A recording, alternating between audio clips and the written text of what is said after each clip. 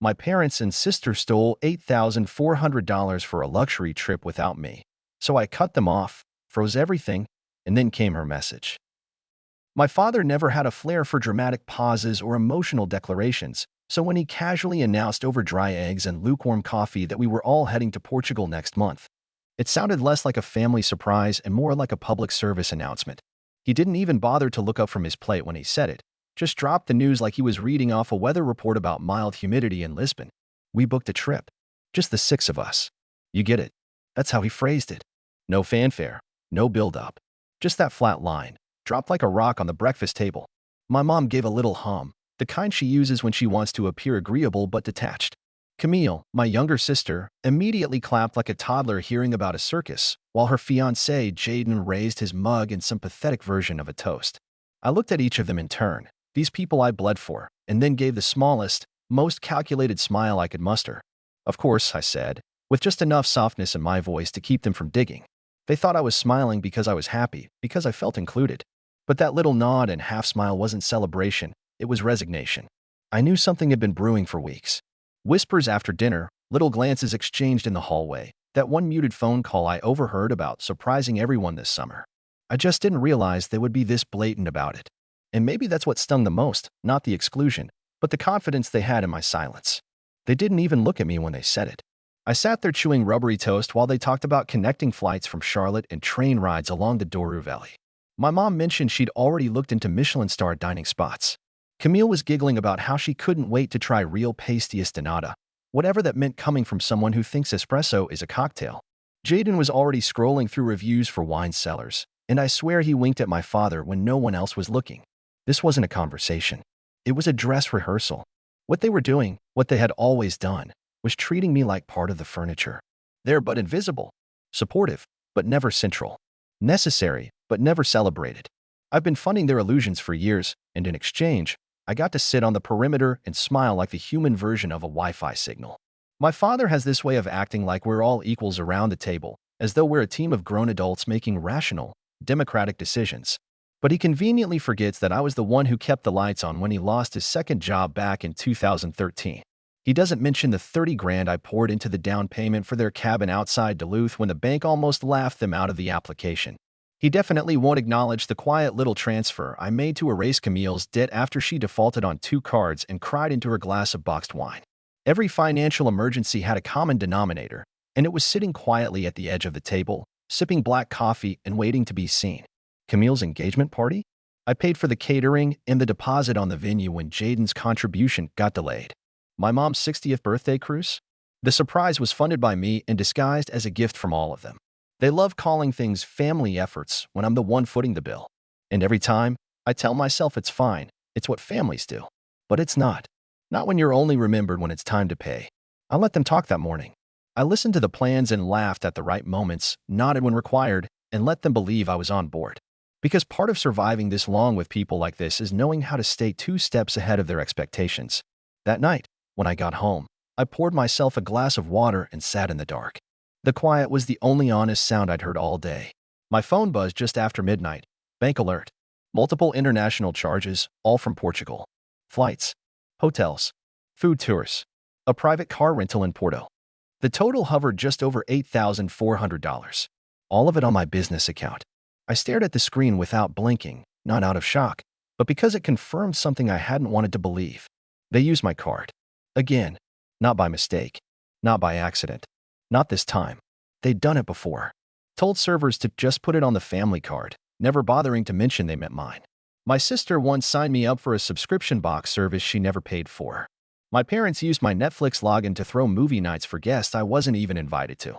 Every transgression was brushed off with some version of, "We thought it was fine," or "You've always been so good with money." I didn't yell. I didn't call. I didn't send a single message. Instead, I opened my banking app, froze the card, and disputed every single transaction.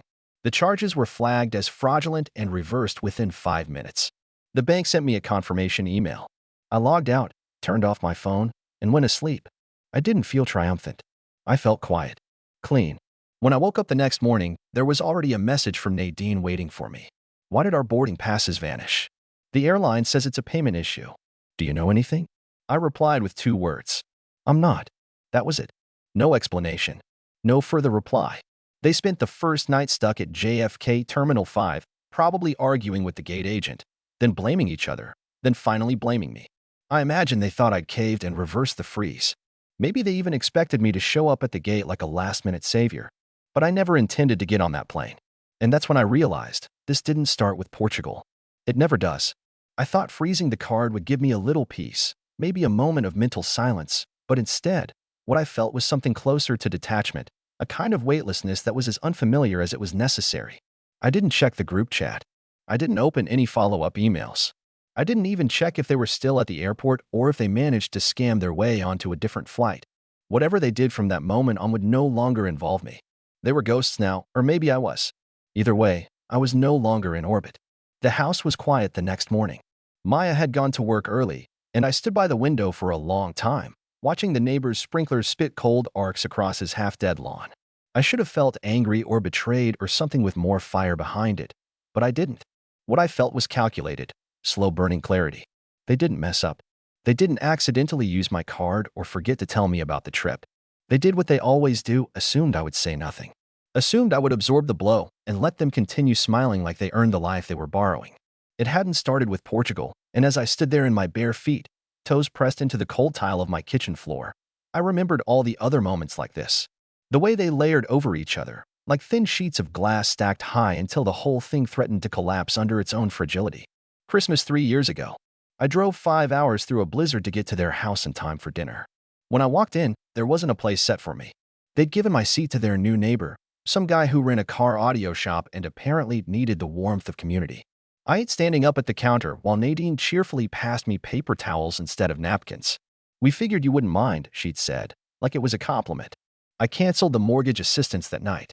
Then there was Camille's birthday last spring, where she booked a $6,000 dinner for herself and her friends, billed the reservation to me, and then laughed it off when I questioned it. "You don't have a spouse or a family," she said while sipping wine I had technically paid for. "Might as well make yourself useful." Useful. That word stung more than any insult ever could. Because that's what I become to them. Not a brother. Not a son. Not even a person, really. Just a convenience. A wallet with a pulse. A set of passwords. A car on standby. A fixer, not of situations, but of the entire architecture of their lives. And because I didn't scream or demand credit, they started to believe that my silence was proof of agreement. When I thought back to how many times I had tried to give without strings, I started to realize those were the exact moments they twisted into anchors. I paid for their backyard remodel 2 summers ago. My mother told me afterward that the party would be just immediate family, which somehow didn't include me. She said it with a straight face, like the rules of blood had been redrawn overnight. I remembered how I just stood there that day, listening to her yell outside my apartment, while I quietly hit cancel on every vendor's invoice. The patio that had taken a week to build was picked apart in 3 hours by a crew that didn't ask questions. I stood at the window and watched her sob in the driveway, phone in one hand, nerve in the other. But Portugal felt different. It was too obvious.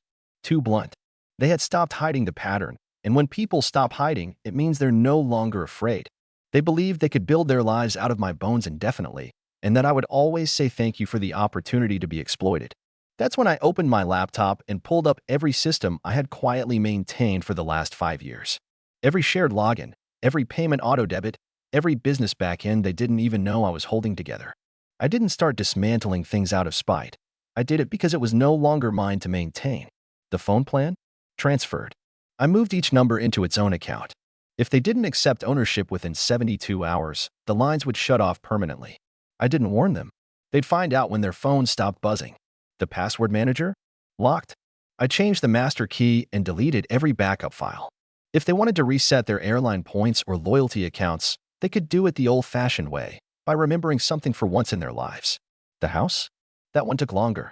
Their entire home was wired into a system I built after my second promotion, a smart thermostat, integrated camera feeds, motion alerts, even the locks on their front and back doors. I suspended the license agreement. When the house reverted to manual mode, they'd have to figure out how to live like normal people again. No app to turn the lights on from another room. No security feed to check if the mail arrived. Just silence and shadows. Then came the financial veins, the utilities, the streaming services, the Amazon account they used to buy gifts for each other while forgetting my birthday 3 years in a row. All gone. Logged out. Disabled. The storage unit they forgot I was paying for? Lease terminated. They had 6 days to retrieve their holiday decorations and Dad's broken tool chest before everything inside was donated. The final piece was the business, or rather, the side hustle they referred to as family run, even though I was the one who bought the domain, built the website, and paid for the workspace licenses. I revoked access, then posted one message to the internal dashboard. This system operated under a courtesy license maintained by Reed. As of today, it has been decommissioned. Please contact a licensed IT provider for future support. No emotion, no explanation, just business. By Wednesday, I started seeing movement. Camille sent a text to the group chat, who changed the password to the hotel app, followed by my mom asking if the Wi-Fi was down and if I had tweaked something again.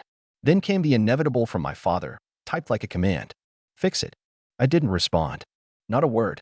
Not even punctuation. Instead, I picked up the phone and called a contact from work, an old colleague who specialized in emergency infrastructure transitions.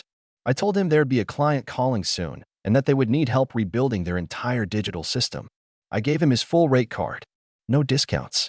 That night, I exported every expense tied to my family from the last 3 years. Hundreds of transactions.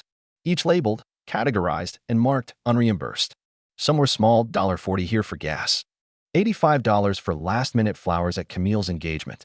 Others were enormous. Mortgage payments, full vacations, dinner bills that could have fed a small town. I sent the package to my lawyer. He asked if I was preparing for litigation. I told him, no, I'm preparing for peace. They didn't panic at first. That's the thing with people who live off you without shame. They assume problems are temporary, a glitch in the system, some tech hiccup that'll fix itself if they ignore it long enough. I knew they'd waste the first couple of days texting each other, trying to find some explanation that didn't involve accountability. But by Friday, the silence had changed from ignorance to desperation. The group chat had been quiet for days, and then, like a pipe finally bursting, messages started flooding in. Camille led the charge, complaining she couldn't log into the hotel rewards app. Nadine followed with 3 texts in a row, asking if the Wi-Fi was out or if maybe the router just needed a reset. Wesley's message came last, short, barked, commanding. Fix it.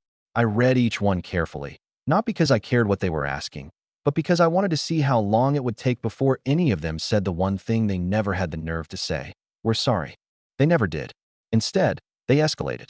That's what happens when you interrupt the rhythm of a system built on your compliance. They think silence is a bluff, a tactic in some kind of emotional negotiation. They don't understand that for people like me, people who have been quiet for decades, real silence isn't a threat. It's the consequence. The first missed call came from a restricted number, then another, then a voicemail, Nadine's voice soft and trembling like a stage actress 2 rehearsals away from opening night. She said she was worried that I wasn't acting like myself and that whatever I was going through, we could work through it together. She didn't ask what I needed. She didn't apologize. She just made herself the center of my decision and called it love. Camille tried sarcasm. She sent a string of messages that started with, wow, you really need a hobby, followed by a selfie of her holding a glass of wine, captioned, therapy would be cheaper. It was childish, cruel, and weak. But most importantly, it was expected. 3 nights later, things hit a breaking point. Nadine sent a group message typed like a funeral announcement. It read, Reed has decided he's no longer part of this family. Please do not contact him. We're very concerned. He's not himself. Something's wrong. That one made me laugh, not because it was funny, but because it was so predictable. That was always the plan. If guilt didn't work, they'd shift to slander. Tell the extended family I was unraveling, emotionally unstable, probably having a breakdown. They'd sprinkle it in subtly, just enough to make people uncomfortable asking questions. I opened Facebook that night out of pure curiosity, and there it was. A vague post from Nadine. It's heartbreaking when someone you raised forgets the meaning of loyalty. Some people let money change them. Sad. The comments came quickly. Supportive ones from people who only ever saw the polished version of her. Sympathetic emojis from women she met in Bible study. Fake concerned messages from relatives I hadn't spoken to since college. You've always been the strong one, Nadine. Your kids are lucky. Camille shared the post within minutes. Her caption was even worse. Family always sticks together, even when some people forget what that means. It was bold, considering how often she'd used my credit card for flights and called it a sisterly emergency. But here's the thing. They didn't realize they'd made a fatal misstep. They thought they were smearing my name. They didn't realize they were firing a starter pistol. I didn't respond. I didn't defend myself. I just watched quietly as they dragged my name through a narrative they created to protect their egos. Then I did what I do best. I opened a folder. I titled it Family Ledger. I wasn't interested in revenge. I was interested in receipts. Inside that folder, I started placing the documents they had hoped I'd forgotten.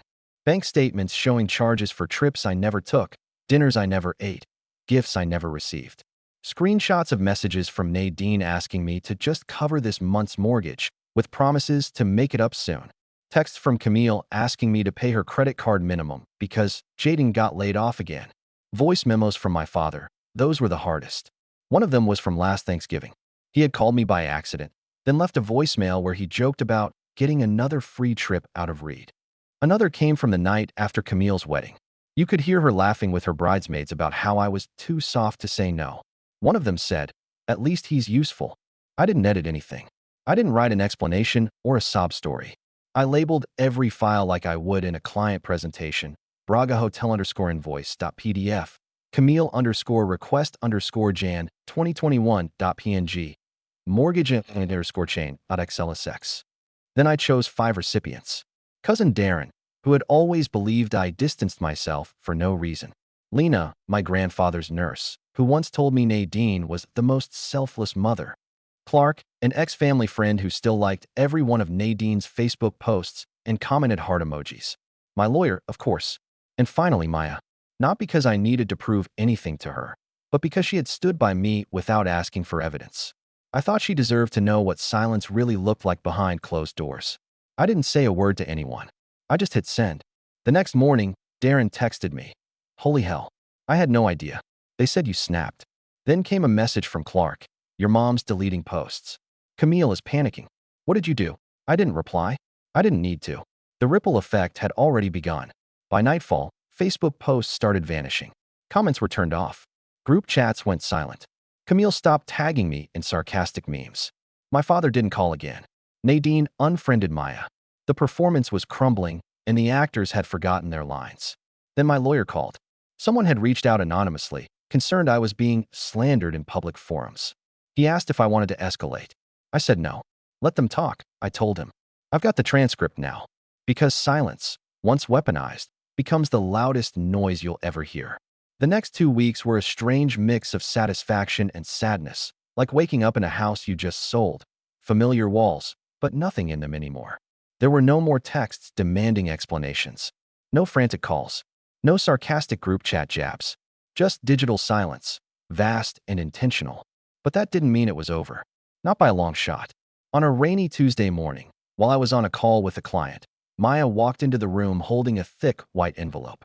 She didn't say a word, just handed it to me like she was offering evidence. The return address wasn't printed, just 3 initials in pen, WNC. I didn't have to guess who it was from. Inside was a single sheet of printer paper, not even folded neatly. Wesley's handwriting was unmistakable, sharp, angular, like he was always running out of time. The note read, "You think this makes you strong, but in the end, you'll realize you still need us. And when you do, don't expect a welcome." Taped below, it was a screenshot of a bank transfer from 3 years ago. The one where I wired them $12,000 after their heating system collapsed in the middle of a Minnesota winter. One sentence was highlighted. We never asked for it. They thought that proved something. They thought if they hadn't begged, it didn't count. That unsolicited help canceled itself out. That voluntary generosity was permission for exploitation. That if I gave without demand, I had no right to take offense. That letter was the last nail in their case against me. Not a case in court, but the one they were making to themselves. Because this wasn't about clarity for them. This was about control. They couldn't fix me. They couldn't guilt me. They couldn't silence me. So now they had to rewrite the past to make themselves the victims of my boundaries. That's when I realized something that changed the whole game. They never feared losing me. They feared losing access to me.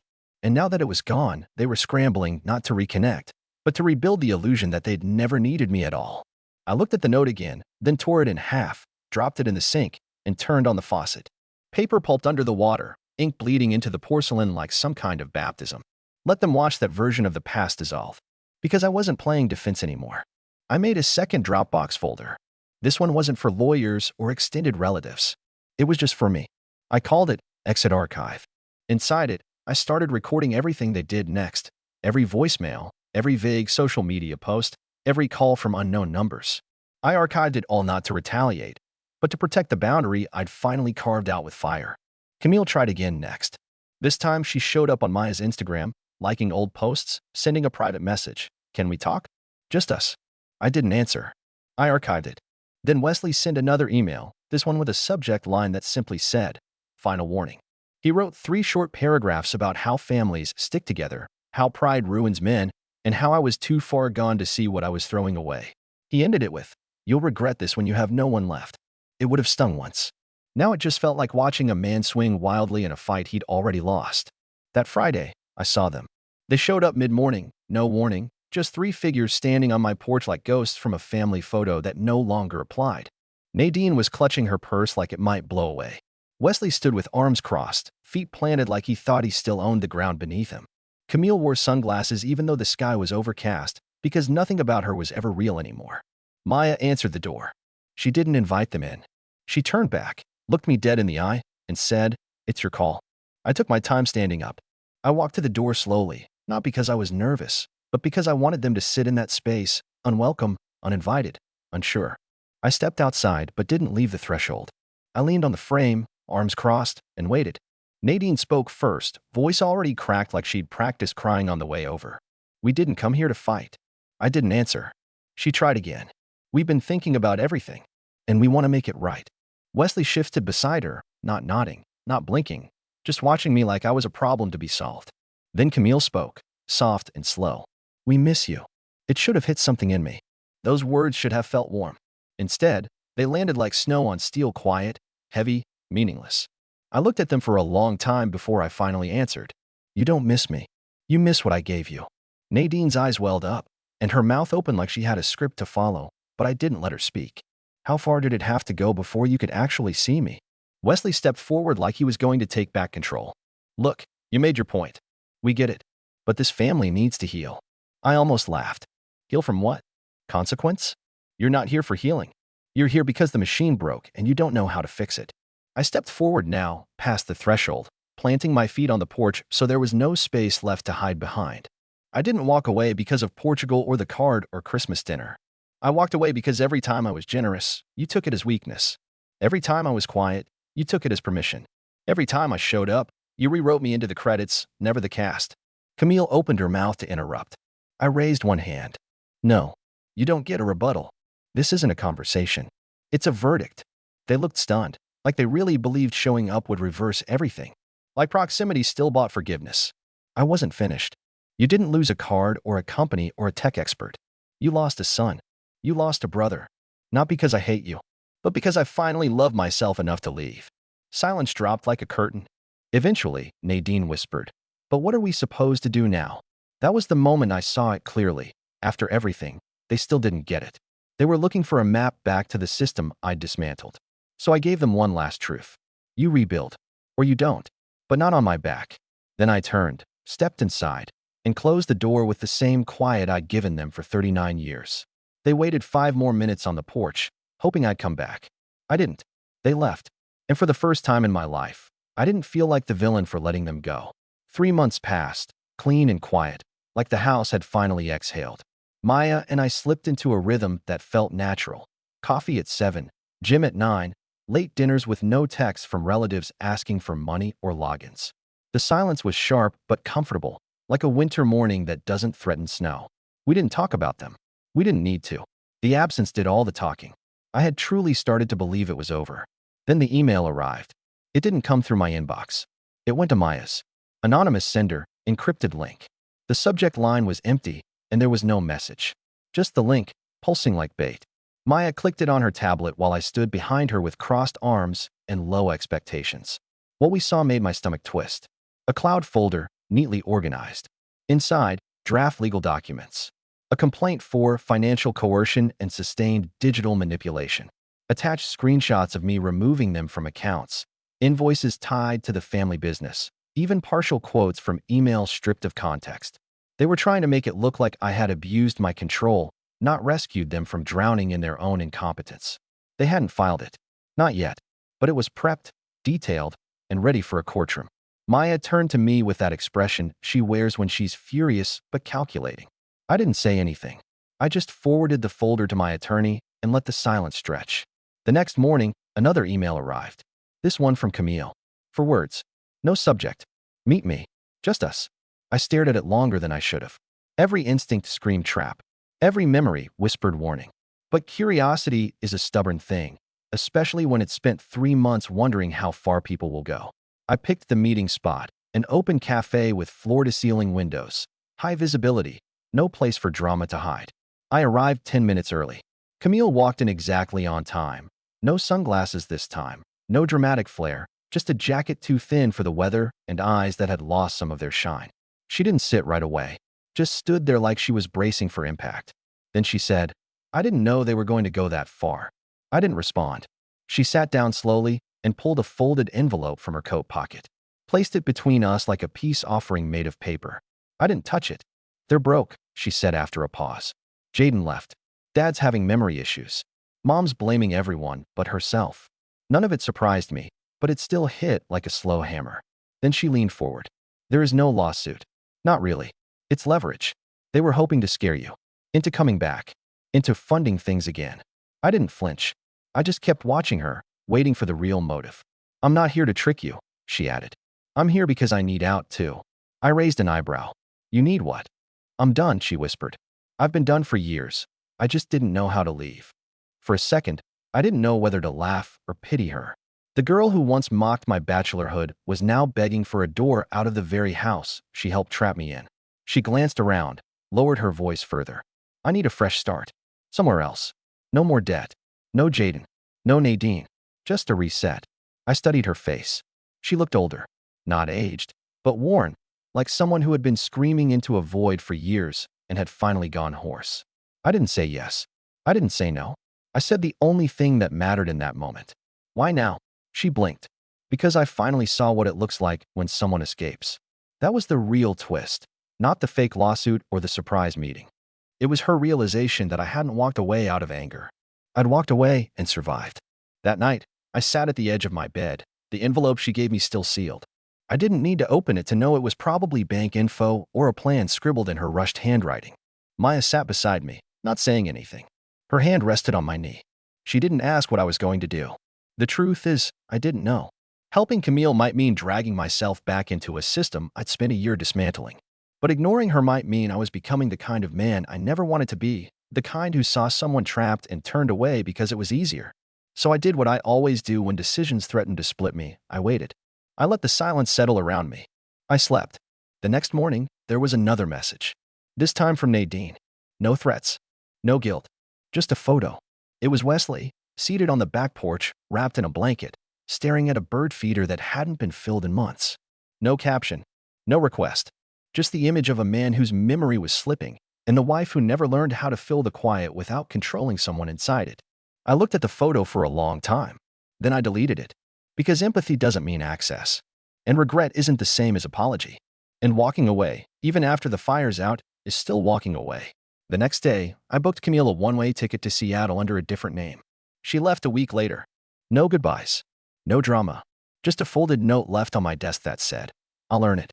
I don't know if she will. I don't know if she's truly free. But I do know this. The family I left behind was never a home. It was a contract I never signed. And now, finally, I'm not bound. Not by guilt. Not by blood. Not by them.